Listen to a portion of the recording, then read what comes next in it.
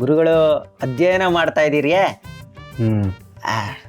ದಯವಿಟ್ಟು ಈ ಹಾಲನ್ನು ಸ್ವೀಕರಿಸಬೇಕು.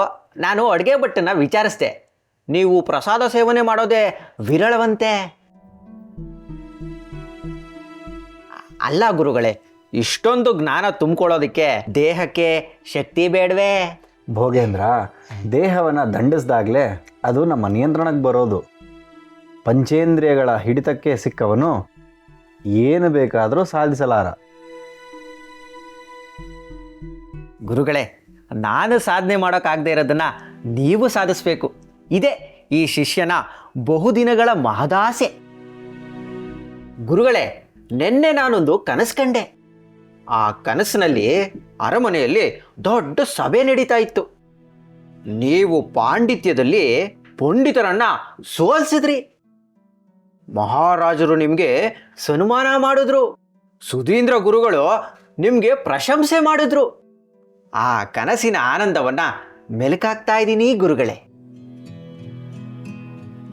ಅಲ್ಲ ಭೋಗೇಂದ್ರ, ನೀನು ನನ್ನ ಬಗ್ಗೆ ಕನಸು ಕಾಣೋದ್ಕಿಂತ ನಿನ್ನ ಜ್ಞಾನಾರ್ಜನೆಯನ್ನು ಹೆಚ್ಚಿಸ್ಕೊ. ದೇಹವನ್ನು ದಂಡಿಸು. ಗುರುಗಳ ಪ್ರೀತಿಗೆ ಪಾತ್ರನಾಗು. ಗುರುಗಳು ಅನ್ಯತಾ ಭಾವಿಸಬಾರ್ದು. ನಿಮ್ಮ ಬಗ್ಗೆ ನಿಮ್ಗೇನೆ ಗೊತ್ತಿಲ್ಲ, ಆದರೆ ನನಗೆ ಗೊತ್ತು. ನಾನು ನಿಮ್ಮ ಬಗ್ಗೆ ಬೆಟ್ಟದಷ್ಟಲ್ಲ, ಬ್ರಹ್ಮಾಂಡದಷ್ಟು ಕನಸುಗಳನ್ನ ಕಟ್ಕೊಂಡಿದ್ದೀನಿ ಗುರುಗಳೇ. ಭೋಗೇಂದ್ರ, ನಾನು ನೋಡ್ತಾನೇ ಇದ್ದೀನಿ.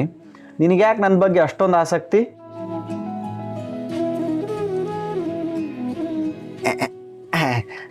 ಗುರುಗಳೇ, ನೀವು ಈ ಮಠಕ್ಕೆ ಕಾಲಿಟ್ಟಾಗಲೇ ನನಗೂ ನಿಮಗೂ ಯಾವುದೋ ಜನ್ಮದ ಅನುಬಂಧ ಇದೆ ಅಂತ ಅನ್ನಿಸ್ತು.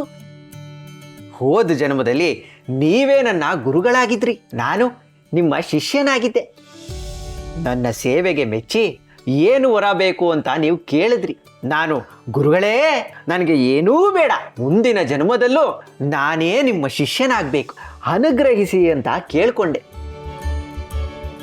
ಆಗ ನೀವು ತಥಾಸ್ತು ಅಂದ್ರಿ. ಈಗ ಮತ್ತೆ ನನ್ನ ಗುರುಗಳಾಗಿದ್ದೀರಾ. ಆಹಾ, ಮಠದ ಬಾಳೆಹಣ್ಣು ತುಪ್ಪ ಚೆನ್ನಾಗಿ ಕೆಲಸ ಮಾಡ್ತಾ ಇದೆ. ಕನಸು ಕಾಣೋದ್ರಲ್ಲಿ ಪ್ರವೀಣ ನೀನು. ಇನ್ನು ಏನೇನು ಕನಸುಗಳಿವೆ? ನನಗಿರೋದು ಒಂದೇ ಒಂದು ಕನಸು.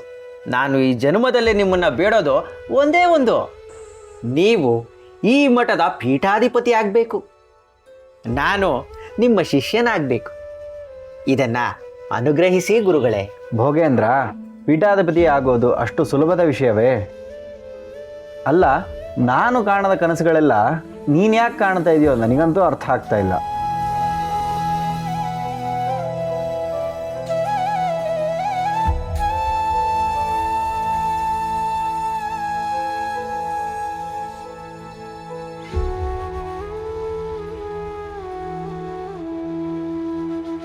ನೀವು ಕೊಟ್ಟ ಹಾಲು ಕುಡಿಲಿಲ್ಲ, ನೀವು ಬಿಟ್ಟ ಬಾಣ ಗುರಿನೂ ತಲುಪಲಿಲ್ವಲ್ಲ ಗುರುಗಳೇ. ಈ ಪ್ರಯೋಗದಿಂದ ನನಗೆ ಒಂದು ಅರ್ಥ ಆಯ್ತು. ಏನು? ಇಂಥವರು ನಮ್ಮ ದಾರಿಗೆ ಬರೋದು ತುಂಬ ಕಷ್ಟ, ಪಳಗಿಸ್ಬೇಕು ಅಂತ. ಅಲ್ಲ, ನೀವು ಅಷ್ಟು ಹೊಗಳಿದ್ರು ಅವ್ರಿಗೆ ಇಷ್ಟವೇ ಆಗಲಿಲ್ವೇ? ಈ ಹೊಗಳಿಕೆ ಅನ್ನೋದೇ ಹಾಗೆ ಗೋವಿಂದ. ಇದೊಂದು ರೀತಿ ಮಧುಪಾನದ ಹಾಗೆ. ಮೊದಲು ಬೇಡ ಬೇಡ ಅನ್ಸುತ್ತೆ, ಆಮೇಲೆ ಪದೇ ಪದೇ ಬೇಕು ಬೇಕು ಅನ್ಸುತ್ತೆ. ಇವರು ನಮ್ಮ ದಾರಿಗೆ ಬಂದೇ ಬರ್ತಾರೆ, ನೋಡ್ತಾ ಇರು.